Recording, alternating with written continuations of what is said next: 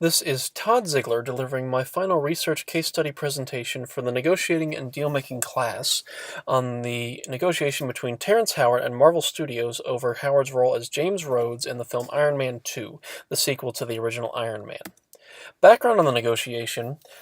Howard's initially signed a three-picture deal with Marvel Studios for the original Iron Man film as well as two additional movies.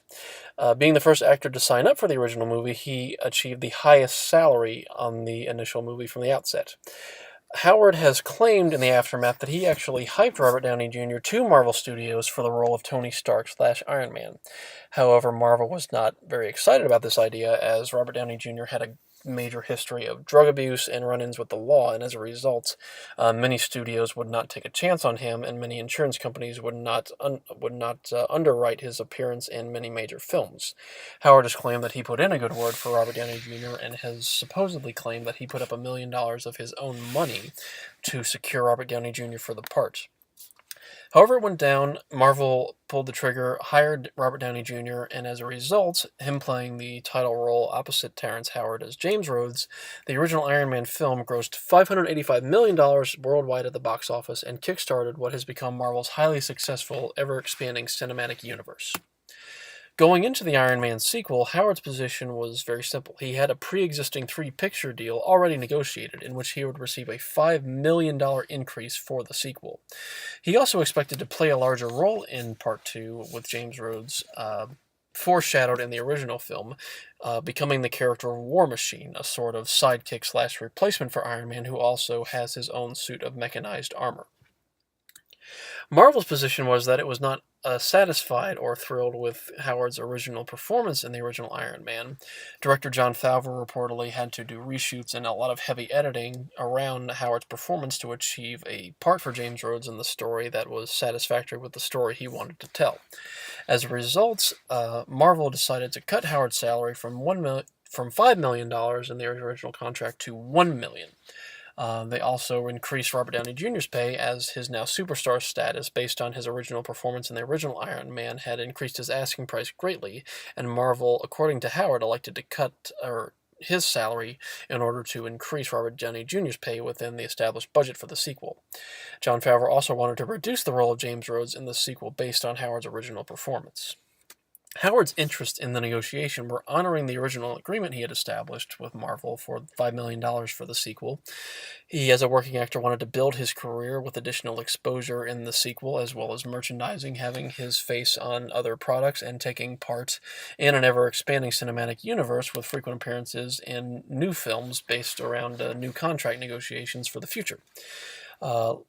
Based on his common sense about Robert Downey Jr.'s original likelihood of landing the role of Tony Stark, he has since wanted credit for helping him land the role of Tony Stark, so he likely wanted credit on the outside of simply playing the role of James Rhodes for his part in building the Marvel Universe by convincing Marvel to hire Robert Downey Jr. to play Tony Stark. Marvel's interests had changed significantly. They now had a superstar actor on their hands and a director who had kickstarted a very successful film universe for them, and they wanted to keep these two very happy in making the sequel.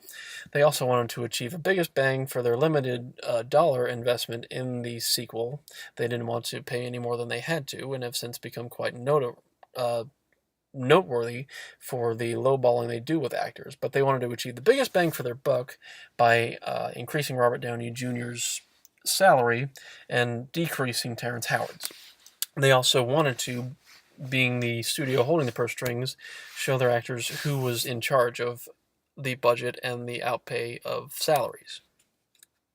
Concepts and techniques present in this negotiation, objective criteria were in place in the sense of Howard having a pre-existing contract with Marvel, which he expected to be honored for the sequel. Robert Downey Jr.'s asking price going up also affected their negotiations, as Marvel now had to satisfy their star's demands within their limited budget. Separating people from the problem. All of the reported issues Favreau had with Howard's performance were based on strictly that, his performance. Any issues related to his conduct on set, his personal demeanor, have largely gone undiscussed. Favreau has simply reportedly stated that he had to do a lot of cutting based on his performance and the story he wanted to tell with the original film.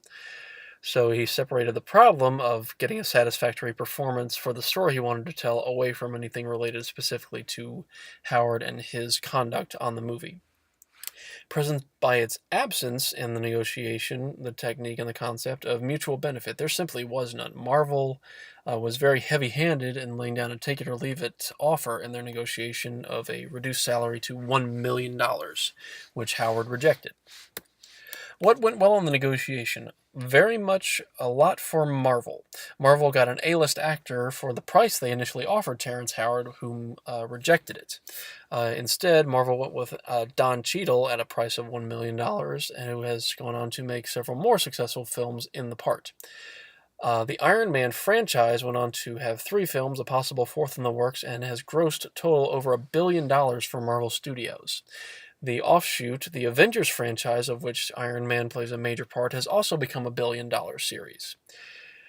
A side effect for Marvel Studios as a whole, Marvel Entertainment as a whole, the entire company, comic books, merchandising, the movies, and more, the media conglomerate Disney bought Marvel in 2010 for $4 billion based on seeing the value of the company as a whole and its future prospects.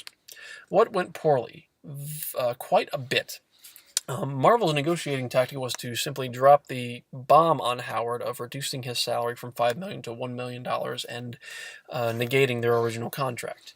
Howard's manager chose to play hardball back, flatly refusing it and reportedly hanging up the phone on them, and Marvel reportedly within 24 hours had replaced Terrence Howard with Don Cheadle for the part.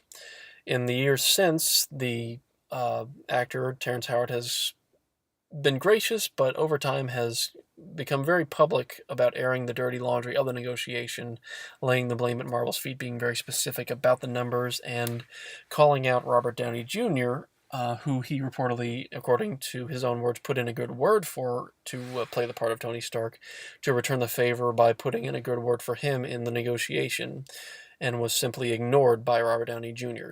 Terrence Howard received no feedback from Robert Downey Jr. about the negotiations whatsoever. He simply got a cold shoulder.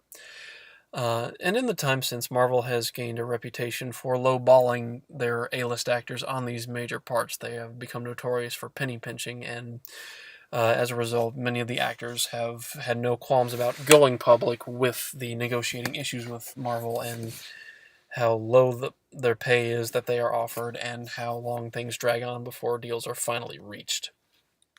So, was an agreement reached between Marvel and Terrence Howard? Absolutely not. Based on the negotiation that went very sour very quickly, Terrence Howard was replaced in the part of James Rhodes by Don Cheadle, and has gone on to other projects on his own, where Marvel has gone on to have a great amount of success and continued success in the future with a new actor in the role.